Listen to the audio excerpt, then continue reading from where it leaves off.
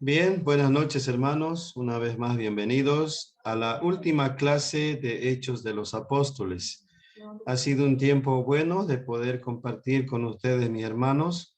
Eh, Varios de ustedes han estado conmigo en varias materias y esperamos que después de julio podamos retomar con otras materias más que según el seminario pueda disponer, ¿no? Y otorgarme la enseñanza, ¿sí? Entonces, hermanos, vamos a iniciar con el devocional en fecha 28 de junio, ya a finales de junio. Ya estamos ya pasando el medio año, ¿no? De la gestión 2023. El devocional de hoy titula Cuando te sientas solo.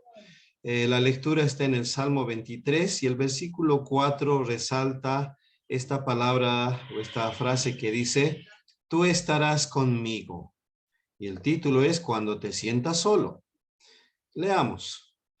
A las 7 de la noche, Julian estaba en la cocina comiendo arroz y almóndigas de pescado recalentadas.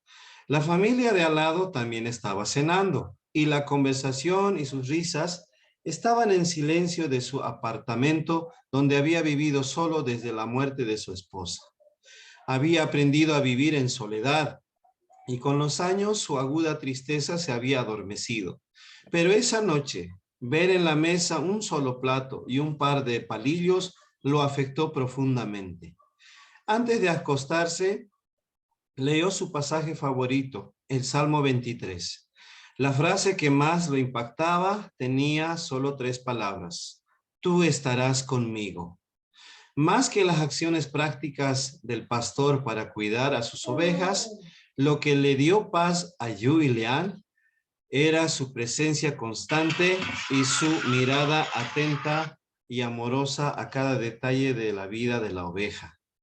Solo saber que alguien está presente con nosotros trae gran consuelo en momentos de soledad. Dios promete a sus hijos que su amor siempre estará con nosotros, como dice Salmo 103:17, y que Él nunca nos dejará, en Hebreos 13:5. Cuando nos sintamos solos e invisibles, ya sea en una cocina, en un autobús, camino al trabajo o en supermercado lleno de gente, podemos estar seguros de que la mirada atenta del pastor siempre está con nosotros. Podemos decir, tú estás conmigo. Sueles sentirte solo, a modo de pregunta, ¿no? ¿Cómo te alienta el Salmo 23? Dios, gracias por estar siempre conmigo. Bien, hermanos, el título lo dice todo, ¿no? Cuando te sientas solo. A la verdad, hermanos, nosotros tal vez estando con compañía nos sentimos solos, vacíos, ¿no? En unos momentos difíciles, tal vez, ya sea a nivel laboral, ya sea a nivel de estudios, del trabajo, u otra área, tal vez en la iglesia, sentimos que algo nos falta. Sentimos de que tal vez realmente en medio de la gente nos sentimos solos y no comprendidos. Hay momentos en la cual, así como Elías, ustedes saben la historia, que él era un gran profeta, ¿no? Que pudo hacer frente a los profetas de Baal y tener la victoria que Dios le dio. Pero aún así, por la persecución de esta mujer y el edicto en contra de él, lo puso muy triste, lo deprimió al punto de quererse morir, ¿no? Y sentirse tan solo. Pero ahí sabemos la historia que Dios lo acompañó, incluso le dio de su provisión. ¿Qué podemos decir nosotros, hermanos, en ese tiempo decisivo, ¿no? Cuando sentimos que nadie nos entiende y que nos sentimos vacíos, solos en este mundo, en el cosmos y en todo lo que es el ámbito, ¿no? Incluso espiritual. La única respuesta, hermanos, que dice la palabra, ¿no? Jehová es mi pastor, nada me faltará, ¿no? Él es nuestro Dios, el que nos entiende y nos conoce porque Él nos creó. Y Él sabe qué necesidades tenemos y Él sabe cómo nos sentimos, ¿no? Somos personas ya adultas, algunos ya con familia, hijos, algunos tal vez ya son abuelos, algunos recién están empezando ya tal vez la vida profesional, en el trabajo, ya queriendo iniciar la familia, pero hay momentos difíciles, ¿no? En la cual uno medita y dice, Señor, ¿dónde estás tú si en estos momentos que necesito de tu ayuda? A veces nos entra un momento de desánimo, de tristeza, y nuestro rostro no se deja esperar. Es una muestra fiel de que cómo nos sentimos, ¿no? Y la gente lo percibe en nuestros ojos. Y en esos momentos, hermanos, lo único le puedo decir es que usted entre en oración y confía en el Señor. Tal vez alguien me dirá, pero pastor, yo ya estoy orando bastante tiempo y nada. Es que no es nuestro tiempo, hermano. Es el tiempo de Dios. Como dice en la Biblia, un día para el Señor pueden ser 1000 años o 1000 años ser un día. Entonces el tiempo de Dios no se acomoda al tiempo de nosotros. Es un tiempo kairos que solamente en su soberanía lo determina así, que el tiempo cronos de nosotros, no, pues es mucha la diferencia. Dios no tiene límite, a diferencia de nosotros sí lo tenemos. Entonces la pregunta dice, ¿cuándo sueles sentirte solo? ¿Cómo te alienta el Salmo 23? Debería alentarnos, ¿no? Porque el Salmo 23, como lo he mencionado, tiene mucho contenido y el rey David lo sabía y lo escribió, y para algunos hermanos y pastores líderes es un lema que nosotros también debemos aprenderlo, ¿no? Entonces el Salmo 23 dice de esta manera, como ya lo estoy abriendo en la pantalla y ustedes lo pueden ver, ¿no? Nuestro Dios dice que es nuestro buen pastor, que nos cuida, que nos protege, que nos da de sus provisiones en lo necesario en alimentación, en lo necesario tal vez de vestimenta, de trabajo, de todo lo que tú sientas. Dice así, Jehová es mi pastor, nada me faltará. En lugares de delicados pastos me hará descansar. Junto a aguas de reposo me pastoreará, confortará mi alma, me guiará por senda de justicia, por amor de su nombre. Aunque ande en valle de sombra de muerte, no temeré mal alguno, porque tú estarás conmigo. Tu vara y tu callado me infundirán aliento. Aderezas mesa delante de mí en presencia de mis angustiadores. Unge mi cabeza con aceite, mi copa está rebosando. Ciertamente el bien y la misericordia me seguirán todos los días de mi vida, y en la casa de Jehová moraré por largos días. Le dejo con este salmo, mi hermano, y podamos meditar que cuando nos sintamos solos, Dios está con nosotros. Amén. Bien, vamos a orar. Para esto voy a pedir a mi hermano Pastor Rubén que nos guíe en oración para ya iniciar la clase de hoy día. Amén. Vamos a orar. Vamos a pedir un ratito. Vamos a clamar al Señor por esta clase. Señor, te damos gracias, Señor, en el nombre de Jesús, por este estudio del libro de Hechos, Señor. Y tú eres el buen pastor, Señor, el mejor pastor. Tú nos cuidas, tú nos das el alimento, Señor. Tú nos das, Señor, el agua de la vida, el alimento de la vida, Señor, que esta noche podamos aprovechar meditando, pensando en tu palabra, Señor. Bendigas este tiempo, bendigas a cada uno de tus hijos, en el nombre de Jesús. Amén. Amén. Gracias, pastor. Bien, bueno, hoy es nuestra última clase, así que vamos a iniciar. Hoy nos toca la tercera parte del libro, que es Testificando hasta lo último de la tierra, capítulos 13 al capítulo 28. Si recordamos lo que es el libro de los Hechos en cuanto a la introducción a la Biblia, a ver, tiene exactamente 28 capítulos, ¿no? El libro de Hechos, un libro dentro de la categoría historia, el cual va resaltando lo que es los hechos de la iglesia, los hechos de los apóstoles, pero por supuesto los hechos del Espíritu Santo, como lo hemos visto en la anterior clase, ¿no? Entonces voy a ampliar un poco más. Ahí se ve perfecto, ¿no, hermanos? Ok, muy bien. Entonces vamos a iniciar. En esta parte vamos a hablar acerca de Bernabé y Saulo, capítulos 13 en adelante.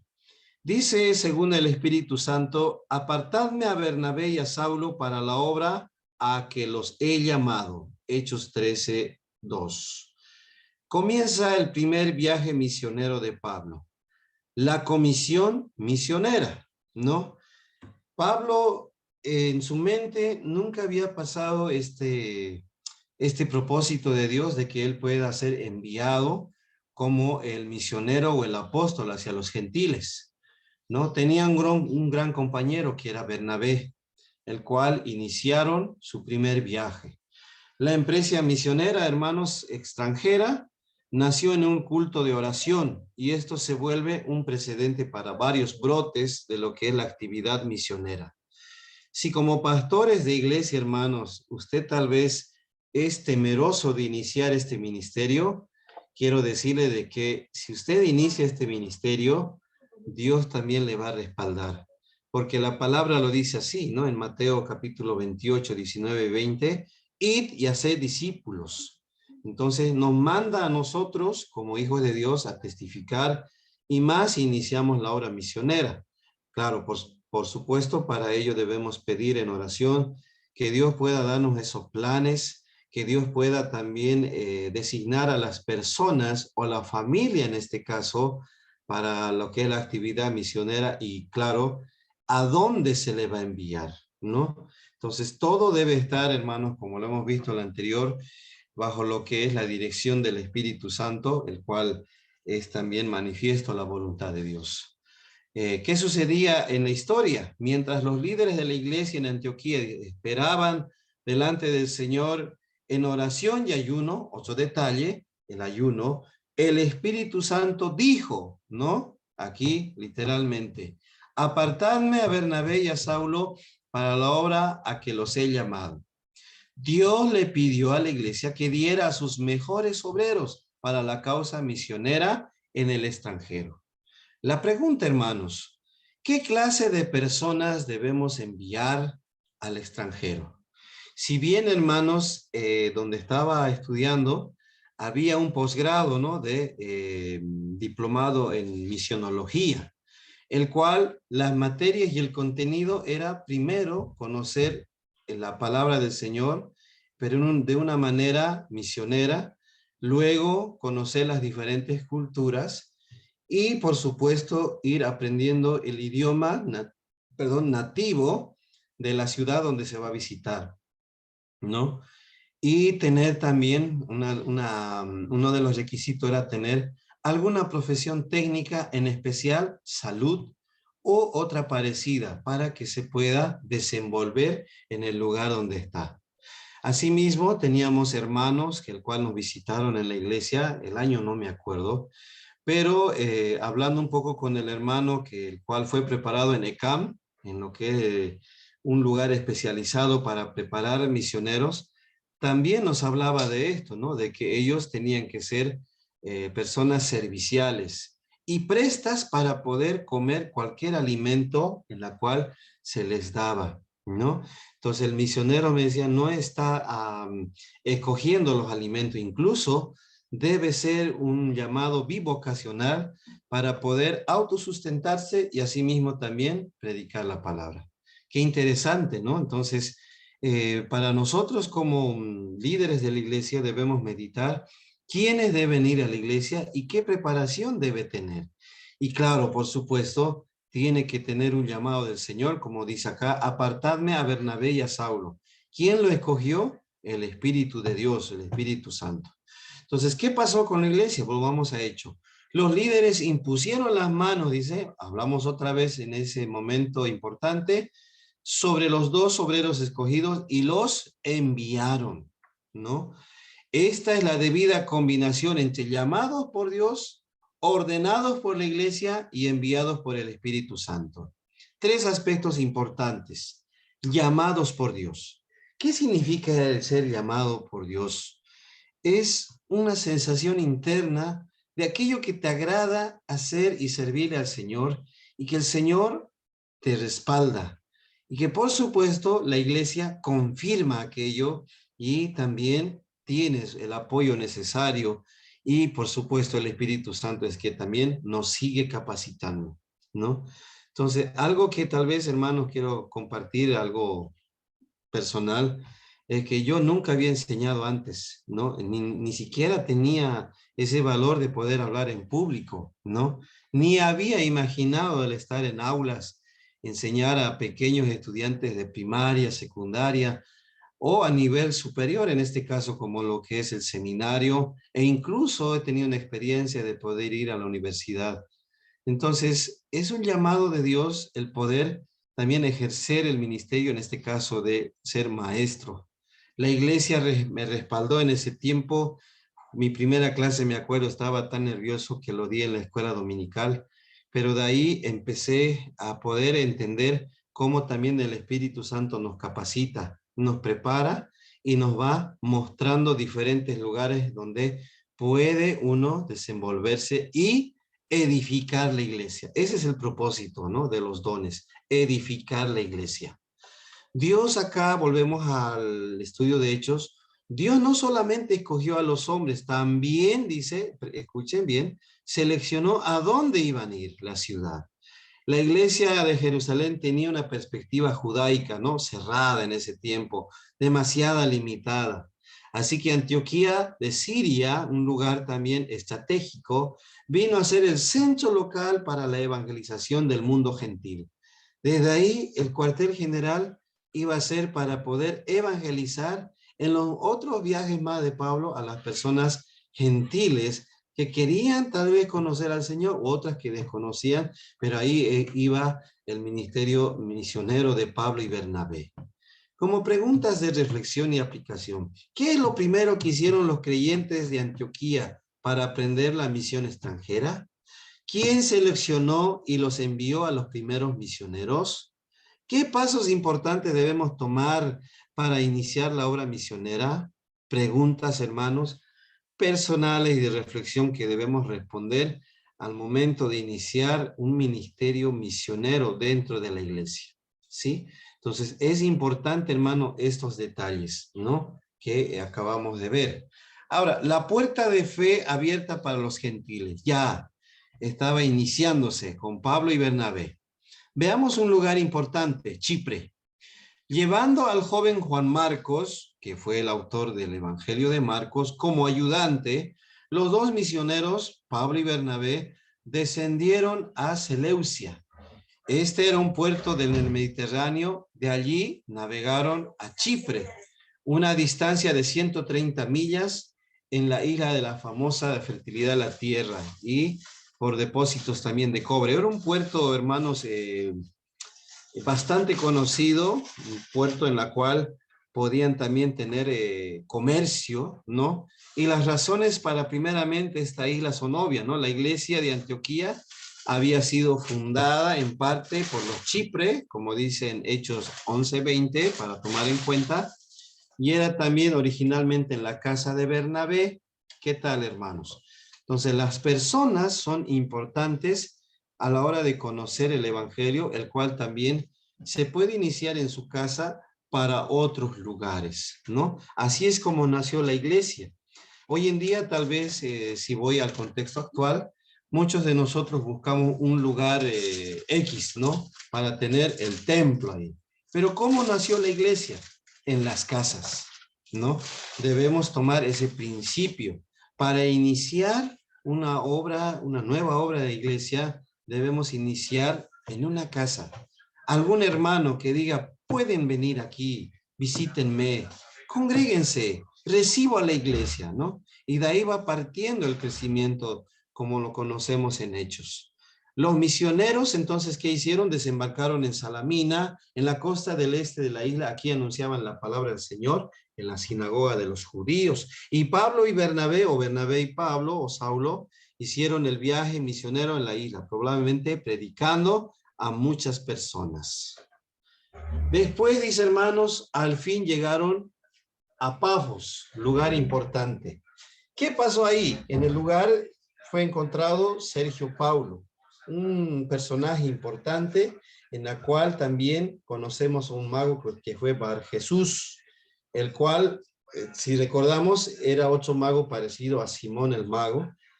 Hubo oposición en contra de estos dos misioneros, ¿no? Sabemos que cuando la obra del Espíritu Santo comienza con estas dos personas, siempre hay oposición del enemigo, ¿no? Y aquí es donde también aparece otro mago, otra persona en la cual es el que puede retener la obra que se está realizando con estos dos misioneros, ¿no? Pero no se puede comparar con el poder de Dios, el Espíritu Santo. Entonces, ¿qué sucedió? En el versículo 12 dice, el procónsul aceptó la fe cristiana, ¿no? Una persona importante de mucha influencia en ese lugar, ¿no? Y que en ese lugar también Saulo tuvo un cambio significativo de su nombre judío. Ahí fue donde cambió. Cambió el nombre de Saulo y adoptó su nombre romano, Pablo, versículo 9. Nombre romano, por si acaso, a diferencia de un nombre judío, Saulo pasó al nombre romano, Pablo. Este nombre significa pequeño, ¿no? Para los que tienen el nombre de Pablo. Era mejor usar este nombre en medio de los gentiles, pero por supuesto, para entrar en contexto, sabemos que como misioneros debemos entrar en contexto donde estamos, ¿no? Entonces fue más conocido. Además, llegó a ser un líder en el grupo misionero cuando salieron de Chipre, ¿no? Bien, vamos con otros dos lugares más. Vamos por Perge. Saliendo de Pafos, el grupo misionero navegó como 170 millas a Perge de Panfilia, en el continente de Asia Menor, que ahora se le conoce con el nombre de Turquía. Y aquí su joven ayudante Juan Marco los dejó y volvió a Jerusalén. Fue tanta la molestia de Pablo que cuando Marcos abandonó este ministerio, él desconfió totalmente de él. Dijo, no lo quiero ver, ¿no? No quiero a esa persona insegura, porque él estaba inseguro y decidió volver a Jerusalén, ¿no? Más adelante vamos a ver qué es lo que sucedió con Juan Marcos. Ojo que él fue el personaje quien es el autor del Evangelio de Marcos, ¿no? Antioquía de Pisidia, versículos 13, perdón, capítulo 13, versos 14 al 22, Pablo y Bernabé fueron a la sinagoga el sábado, después de que leyeron las lecciones regulares, el cual se da lectura en el libro de la ley y los profetas, ¿no? Entonces, los dos fueron invitados a que hablasen, y ahí Pablo aprovechó la oportunidad de dar su primer sermón, presentando a Jesús como Salvador y Mesías. Entonces, hermanos, Pablo no desaprovechó ninguna oportunidad. Más adelante vamos a ver que incluso cuando los griegos tienen sus monumentos, hay un letrero al Dios no conocido, también Pablo se aprovecha de ese momento y les predica de el Dios que ellos iban a conocer y que para muchos era desconocido. Bien, hermanos, en este punto, entonces, hay algo importante resaltar, que todo lo que sucedía en el contexto histórico fue por guía del Espíritu Santo. Muchas personas fueron también preparadas en el momento, el lugar, para poder escuchar el mensaje. Y Pablo y Bernabé también aquí son los que van llevando este ministerio y también la palabra del Señor a los gentiles. Dos resultados se siguieron, dice hermanos aquí. Muchos gentiles aceptaron a Cristo, pero los judíos celosos levantaron un tumulto y expulsaron a los misioneros del pueblo. Mire aquí un detalle. La gente que no conoce a Dios lo recibe el mensaje, pero la gente que ya conoce a Dios, mire, por meramente celos o envidia, ¿qué es lo que sucedió? Levantaron, dice, tumulto, hablando contra Pablo y Bernabé y causaron un malestar en contra de ellos, incluso al punto de expulsarlos. ¿No ha pasado eso en la iglesia, hermanos, alguna vez? de que de su propio entorno hay gente que se opone contra el ministerio, ¿no? Hay gente que pareciera que fuesen muy espirituales, pero dice la palabra, por sus frutos los conocerán. No por el hecho de que pueda tal vez tener un buen mensaje, pueda tener mucha oración o ayuno, sino a las personas se les conoce por sus frutos. Como un árbol se le conoce por sus frutos, así se le conoce a los creyentes. Entonces, eso que vemos en la iglesia hoy en día no es nuevo, sino que ha sucedido desde lo que es el nacimiento de la iglesia, ¿no? Con Pablo y Bernabé. Ok, ahora vamos al lugar de Iconio. Esta era una ciudad de gran multitud de judíos y ellos bastante se fueron recepcionando la palabra. El evangelio tal vez en ese momento provocó oposición y que en estos tuvieron que huir de esa ciudad, se dirigieron al sur, dice, ¿no? Como a 30 kilómetros y un día largo de viaje a pie. Muchos de nosotros nos molestamos por tan largo viaje en micro, ¿no? O en flota. A veces yo me siento mal, pero imagínense en ese tiempo, el viaje era a pie y cuánto tiempo tardaban. Hagamos nomás a ver una comparación en el tiempo que nosotros tardamos en el viaje en un vehículo terrestre que una persona que va a pie. Incluso otros toman un medio de transporte en vuelos, ¿no? Que en 40 o 50 minutos ya está en el lugar de destino. Que otros en flota se van quejando por 12 horas o 15 horas de viaje, pero ya están en el lugar. ¿Y cuántos días tardaron Pablo y Bernabé desde un lugar hasta llegar al otro? Días, ¿no? En llegar a ese lugar. ¿Y sus pies cómo estarían, hermanos? Por eso había la costumbre de que cuando llegaban a casa se les lavaban los pies polvorientos de tanto caminar, ¿no? Bien, entonces hasta aquí, hermanos, no sé si hay alguna pregunta.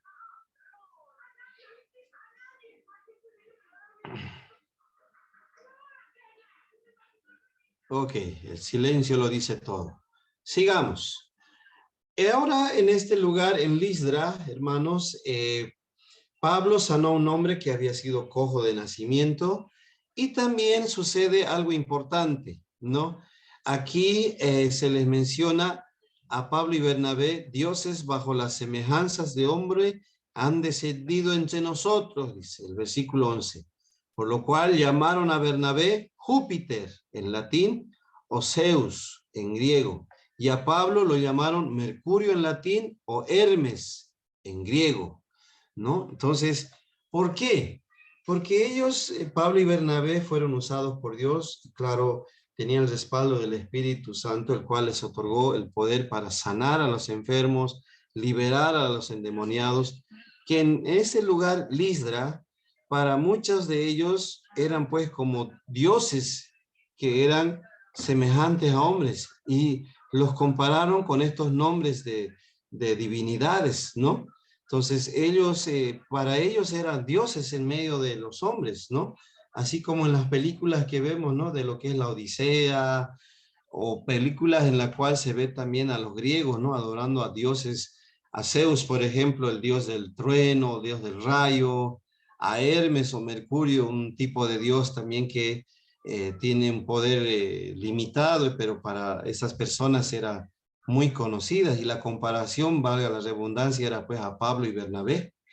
Cuando los apóstoles vieron al sacerdote de Zeus, dice, alistarse para ofrecerle sacrificio, como eran dioses en medio de ellos, pues exigía sacrificio, ¿no? De pronto lo detuvieron, dice, y rasgaron sus ropas, que eso significa, hermanos, algún tipo de vergüenza o oposición, o no, no es oposición, o algún tipo de duelo, ¿no? Rasgarse sus ropas. Y se lanzaron, dice, protestando entre la gente que no eran dioses, ¿no? No podían recibir tal adoración y menos sacrificios, porque ellos eran servidores de un Dios único, al cual ellos y nosotros somos solamente instrumentos, ¿no? Entonces, vuelvo a repetir, rasgar la ropa era como un tipo de duelo o algún tipo de molestia o algún tipo de malestar, ¿no? Lo vemos en David cuando tuvo un hijo con la mujer que cometió adulterio, murió el hijo, él declaró duelo por el pecado que había cometido, se rasgó la vestidura, se echó ceniza en la cabeza, no para todo, para poder alcanzar misericordia delante del Señor, pero ya Dios había perdonado su pecado, pero las consecuencias eran inevitables, porque la paga del pecado es muerte, ¿no? Y puede ser muerte física, en este sentido, el hijo de David murió, y asimismo muerte espiritual. Dios se alejó cuando David cometió este pecado, ¿no? Pero sabemos que después volvió a David porque amaba a David, ¿sí? Bien, entonces Pablo y Bernabé vemos acá un tiempo muy incómodo, ¿no? Pero en cierto momento también fueron bien aceptados. Los judíos en Antioquía e Iconio no estaban satisfechos, tal vez con expulsar a los misioneros, a Pablo y Bernabé de estas dos ciudades, los siguieron hasta Listra. Mire, hasta dónde puede llegar, ¿no? Lo que es el odio, la envidia, el celo de las personas. Los siguieron, dice. Fueron con ellos, lo tenían de cerca. Pronto la gente que había tratado de hacer un sacrificio a Pablo lo apedrearon, dice. ¿Por qué? Por estas personas judías que sembraron cizaña, ¿no? Y lo arrastraron, dice, fuera de la ciudad, dejándolo como muerto. Pero evidentemente solo estaba inconsciente y se levantó Pablo y siguió su camino, ¿no? Tanto puede hacer daño en las personas que son cegadas, que son instrumento, incluso podemos decir, del enemigo, a llegar a esto, ¿no? A hacer daño a las personas. ¿No le ha sucedido esto a usted, tal vez en la iglesia o en el ministerio donde está ejerciendo? Sí, puede que suceda. ¿Cómo debemos responder, ¿no? Con lo que es, con las palabras de Dios, incluso no tomando venganza por nosotros mismos, sino que el Señor dice, no, mía es la venganza, y yo daré pago justo, dice el Señor. Y eso es lo que también Pablo y Bernabé entendieron, ¿no? Y se alejaron de esa ciudad porque no eran bien recibidos. Pablo, rodeado por discípulos tristes, se levantó, dice, y volvió a la ciudad, y el siguiente día se había recobrado lo suficiente para poder acompañar a Bernabé hacia Derbe, que es ahora el otro lugar donde vamos a presentar. Derbe y su regreso, capítulo 14, versos 21 al 28. En este lugar, el grupo misionero ya había llegado al punto más lejano de su primer viaje, ¿no? El camino más corto de regreso a Antioquía habría sido por tierra, por los puertos de Cilicia, por Tarso, el pueblo de natal de Pablo, que era Tarso, Saulo de Tarso, y donde la vuelta del Mediterráneo. El propósito del regreso era para confirmar los ánimos de los discípulos, exhortándoles a que permanecieran en la fe y diciéndoles, es necesario que a través de muchas tribulaciones entremos en el reino de Dios.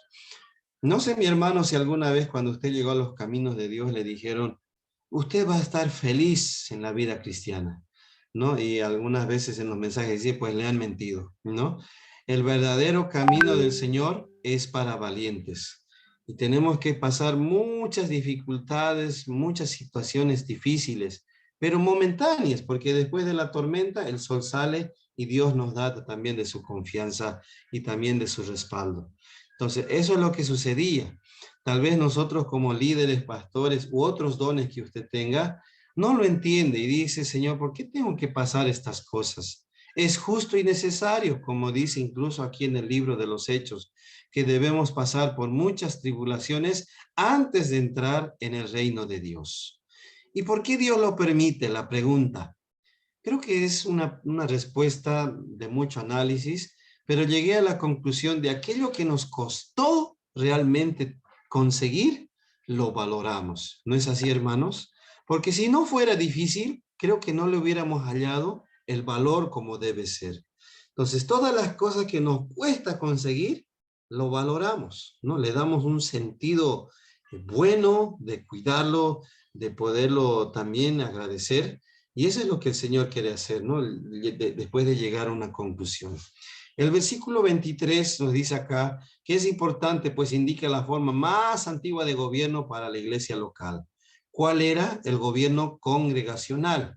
Pero al mismo tiempo se menciona también el gobierno presbiteriano, el cual los apóstoles también instituyeron ancianos en cada iglesia. Entonces, puede haber dos tipos de gobierno. Algunas iglesias más dan lugar al gobierno congregacional, donde la iglesia tiene la última palabra, el grupo de personas que es la iglesia. En otras iglesias también hay un gobierno presbiteriano, donde solamente la iglesia obedece la autoridad de los líderes, ¿no? Mencionados acá, ancianos en cada iglesia.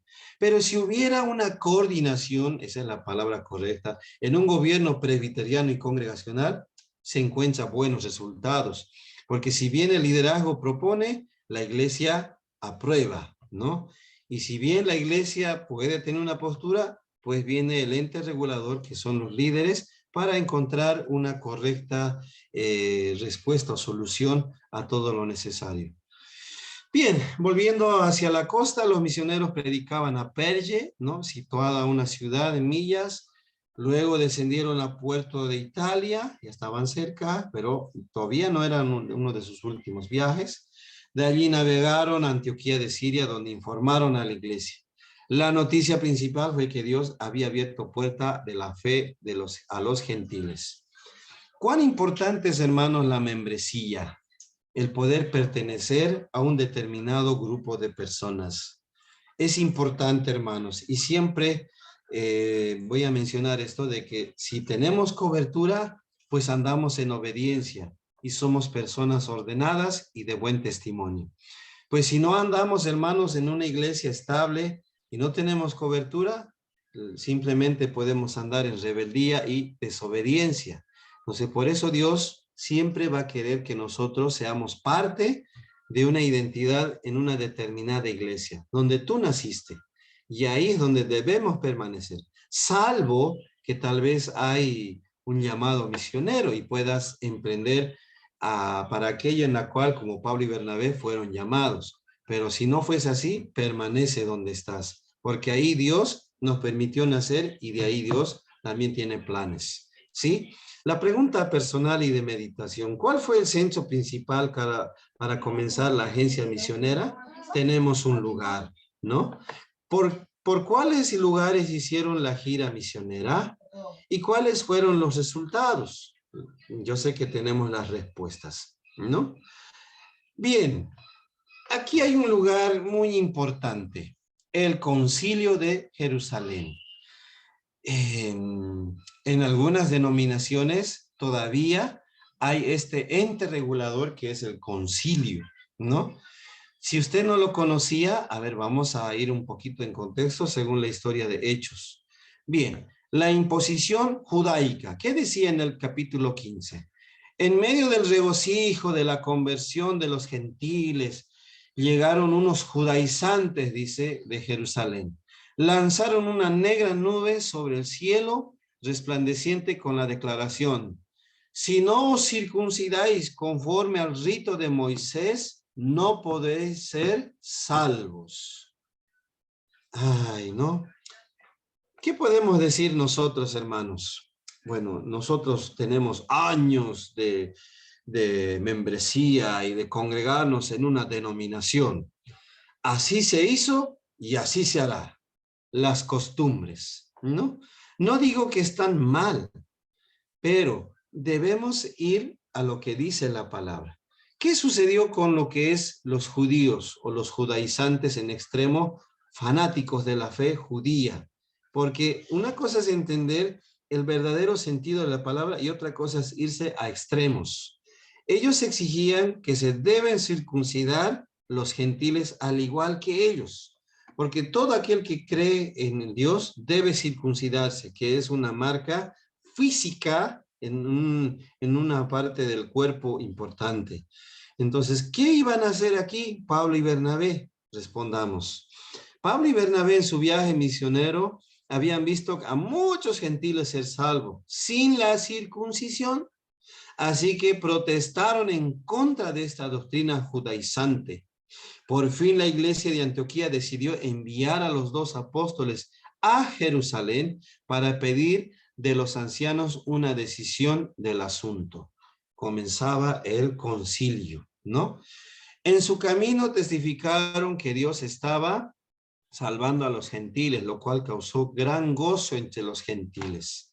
Al llegar a Jerusalén fueron recibidos por la iglesia e informaron sobre cómo Dios había bendecido sus esfuerzos en Chipre y Asia Menor. Pero, escuche bien, unos fariseos convertidos, aunque fuesen convertidos, todavía sigue la raíz de fariseo, ¿no? De ahí viene pues algunos, ¿no? Exclamativos o tal vez momentos de poder reclamar, ¿no? Pareces fariseo, ¿no? Que sin duda todavía practicaban, dice, los requisitos del judaísmo y de cual declararon, es necesario circuncidarlos y mandarlos que guarden la ley de Moisés. Versículo 5. En otras palabras, querían que Pablo y Bernabé pidieran la circuncisión de todos sus nuevos convertidos gentiles, enseñándoles a guardar la ley judía. ¿No? Qué gran debate. ¿Qué iban a hacer Pablo y Bernabé? Ahí entra en acción, hermanos, Pedro, como les dije, una persona también importante, que ya Dios lo había preparado. ¿Se acuerdan? En lo que es la visita a Cornelio, ¿no? Pedro igual estaba encerrado en su doctrina. De todo animal coméis, pero menos de los inmundos. ¿Y qué le dijo Dios? Ve esta lista, mata y come. Y Pedro dijo, no puedo. Entonces, a lo que Dios purificó, no digas que es inmundo.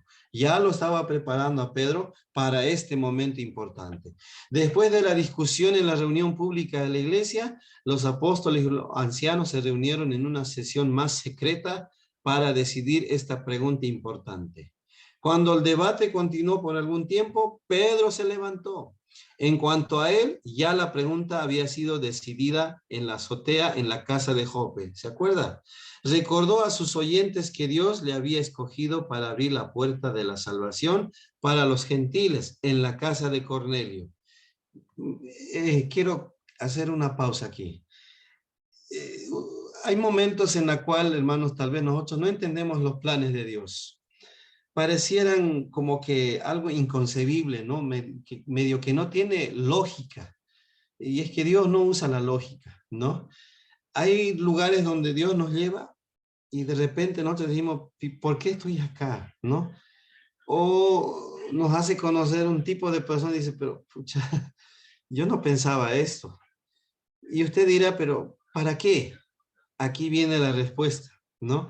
Para preparar para en un momento especial en la cual Dios nos va a usar. Así pasó con Pedro.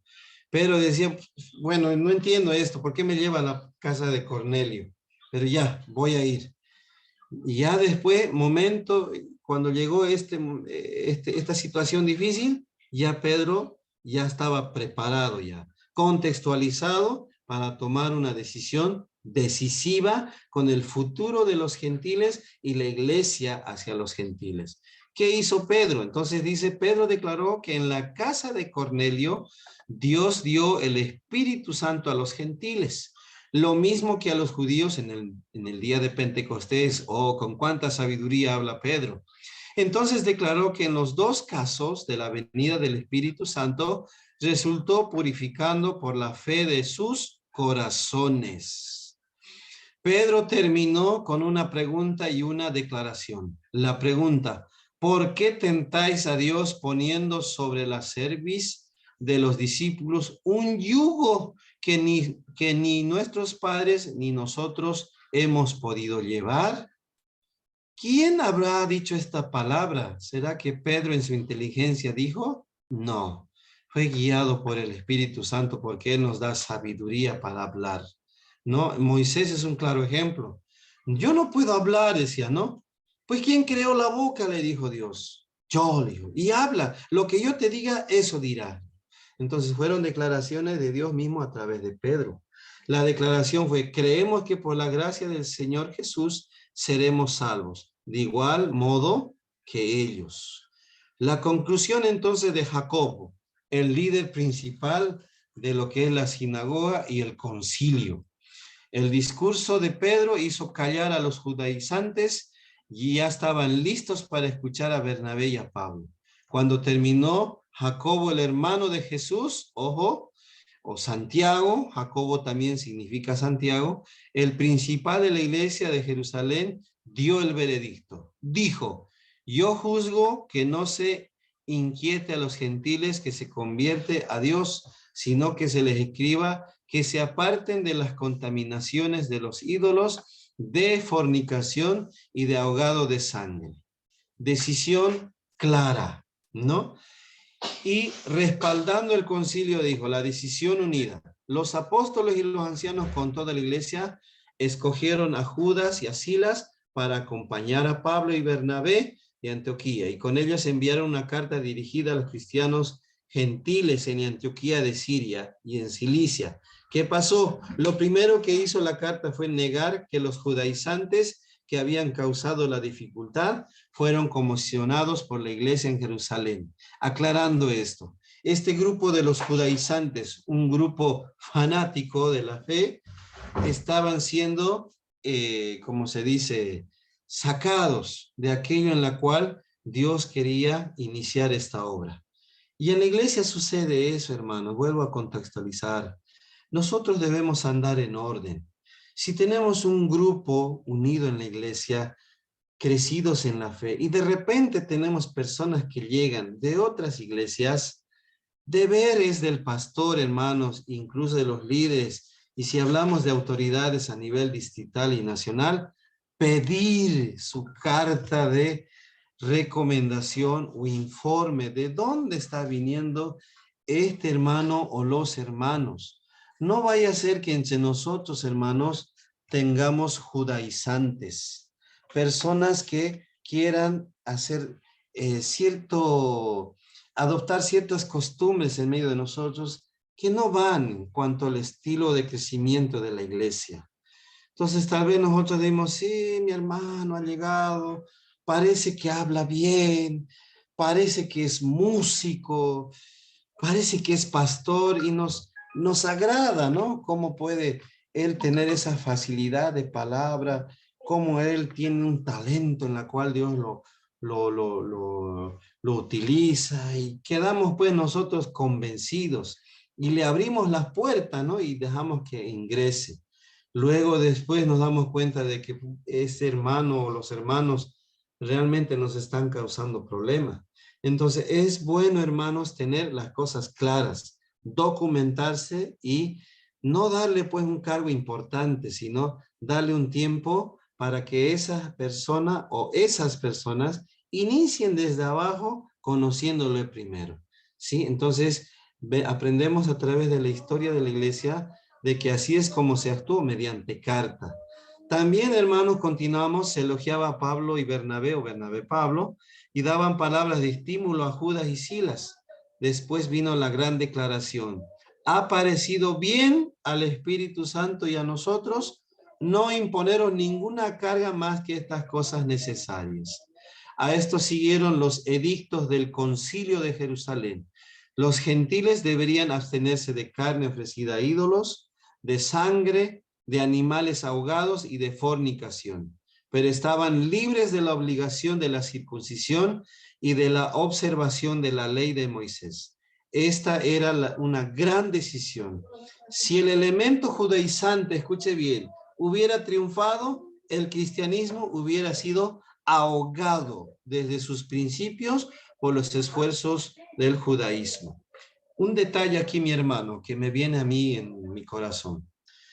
No impongamos cargas que para nosotros mismos es difícil realizar, sino ante todo veamos también que es algo bueno para la iglesia, pero no que sea un momento de poderlos ahogar en la fe, ¿no? Con esto no estoy diciendo, yéndome a un extremo, de que seamos también muy liberales. Hay que manejar los tiempos. Eso es bueno, hermanos. Como buenos líderes, manejar los tiempos. Hay tiempo, como dice en Eclesiastés, para poder jugar, para poder trabajar, para poder servir, para poder mandar, para también obedecer. y todo un tiempo, ¿no? Tiene que haber un tiempo determinado, porque si somos muy flexibles, también no nos obedece. Si somos muy tajantes, podemos también ahogarlos. Entonces, se debe tener un equilibrio, ¿sí? Gracias a Dios, con lo que es la participación de Pablo y Bernabé, Pedro y por supuesto el Concilio de Jerusalén, y quería explicarles aquí en qué consiste un concilio. Son personas seleccionadas que participan en una reunión grande y el número aproximado es de 70, ¿no? Para ser exactos, que pueden tomar decisiones importantísimas. En nuestra denominación son los que, por ejemplo, somos participantes pastores en diferentes categorías, en la cual nos reunimos 2 o 3 veces al año para tomar decisiones, como por ejemplo en el Concilio de Jerusalén, asimismo de forma personal o ya sea en alguna iglesia o un departamento. Entonces, es un ente regulador el cual ayuda a la marcha de la iglesia, ¿no? Y eso es lo que sucedió también en Jerusalén. Entonces, si en su denominación o iglesia hay estos concilios, pues hay que tener mucha sabiduría para poder decidir y tomar buenas decisiones, ¿sí? Bien, hasta aquí alguna pregunta, hermanos.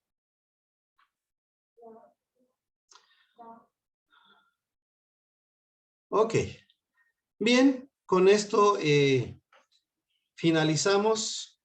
Hay todavía más viajes. Voy a subir el documento, hermanos, que falta todavía. Hay más páginas, no se preocupe. Voy a subir todo el libro para que usted lo tenga y este material lo pueda imprimir. Yo lo tengo en mi mano en físico, pero yo lo voy a subir a Classroom en digital para que usted lo pueda imprimir y tenga en su biblioteca. Es un libro muy práctico y fácil de comprender. Al final sabemos, hermanos, de los otros viajes que sucedieron. Pablo iba estableciendo en diferentes lugares iglesia, nombrando ancianos, nombrando pastores, incluso hijos espirituales como Timoteo, Tito, teniendo diferentes dificultades, pero sobre todas ellas Dios estaba con ellos, Dios les abría las puertas, Dios les daba libertad en cuanto a las cárceles, las enfermedades, tenía su provisión. Pablo tenía ese talento de también confeccionar tiendas para sustentarse, porque él decía el obrero es digno de su salario y donde iba, claro, lo recibían bien, ¿no? Entonces, la historia de la iglesia aquí en Hechos, hermanos, es muy importante conocerla. Como dije, muchos de nosotros como pastores a veces nos estresamos, nos preocupamos. ¿Cómo puede crecer la iglesia? Aquí está, hermanos, nuestros principios en Hechos de los Apóstoles. Si volvemos a los primeros rudimentos, a lo que la iglesia inició a crecer, por supuesto, vamos a repetir la historia en cuanto al crecimiento de la iglesia. ¿Sí? Entonces, nos queda, hermanos, poder trabajar bien en este tiempo para el Señor, con todos los dones y talentos que tenemos, con toda la preparación que usted está recibiendo ya en el seminario. Y quisiera, hermano, que usted pueda valorar ese tiempo de aprendizaje de todas las materias que está pasando y usted toma una decisión. ¿Cuál es su don en la cual Dios la ha llamado? Al igual que Pablo y Bernabé, él llamó una misión especial. La pregunta sería para usted, ¿qué llamado tiene usted? ¿Es pastor? ¿Es maestro? ¿Evangelista? ¿Líder? U otros dones, que hay multitud de dones, dice, ¿no? Que al final estos dones, no quiero aclarar, son para la edificación de la iglesia y el cual ayuda al crecimiento de la iglesia y no es para beneficio de nosotros, aunque hermanos, como testimonio le puedo decir también de que Dios también nos bendice. A través de estos dones, también Dios nos respalda y nos da de su provisión. Dios hace las cosas completas, hermanos, ¿no? Y es alguien que en la cual merece alabanza y adoración y por eso le seguimos hasta los últimos días de nuestras vidas. Bien, Pastor, hermanos, una tienen la pregunta. palabra. Pastor, una pregunta. Sí. Aparte de lo que Pablo hacía tiendas, ¿había otro financiamiento para sus viajes misioneros? ¿De dónde se financiaba uno, Pedro y otro Pablo? ¿Puede explicarnos, porfa? Bueno, la historia en la iglesia nos habla de ofrendas, ¿no? No es que recibían tal vez otro tipo de beneficio. Había ofrendas solidarias en la cual ellos recibían, ¿no? En las iglesias que visitaban, que aperturaban y luego visitaban, tenían ese sustento, ¿no? Cada uno de ellos fueron también merecedores de alguna ayuda. Y personas conocidas también que en algunos comentarios, por ejemplo, el comentario MacArthur, habla acerca de esto, que había personas que también sustentaban económicamente a Pablo y Bernabé, ¿no? Y también mencionando en sus viajes, ¿no? Por ejemplo, el procónsul, incluso Pedro igual, ¿no? Bernabé, con Pedro con Cornelio, ¿no? Tenían favores de las personas, pero el sustento principal de ellos fue las ofrendas.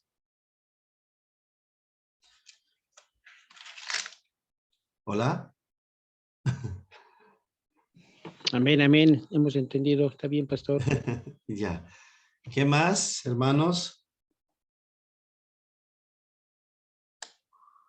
¿Quiénes están conectados? ¿Están ahí? Bien, listo. Viendo,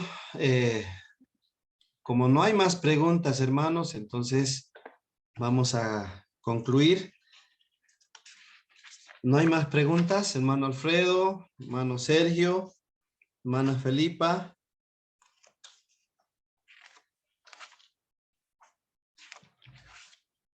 Listo, todo claro. Vamos a terminar. Acuérdense de las tareas que tenían, por favor. No me están enviando todos, falta todavía. El día viernes, a más tardar sábado, les voy a enviar, hermanos, lo que es el examen final mediante formulario de Google, ¿ya? Ahí van a responder por tiempo, ¿ya? No va a ser un examen donde ustedes puedan disponer de 1 hora o 2 horas, sino a lo mucho, hermanos, van a disponer de 15 minutos, ¿ya? Porque son preguntas cerradas. Por ejemplo, ¿dónde fueron por primera vez llamados los discípulos cristianos? ¿No? Inciso A, en Jerusalén, en Antioquía de Pisidia o en Éfeso, ¿no? Entonces ahí pueden ustedes elegir un ejemplo nomás de pregunta, ¿no? Y después de completar su examen, de terminar, ya automáticamente la nota le va a llegar a al mensaje, ¿no? Ahí mismo en el formulario de Google, ¿ya? Entonces, eso, por favor, va a estar también el examen en la plataforma de Classroom. Y si alguien no pudiera ingresar a Classroom, lo voy a enviar a su personal, ¿ya? Eso, mis hermanos, entonces, muchas gracias por su tiempo, gracias por su paciencia. A ver cuándo volvemos a pasar clases conmigo.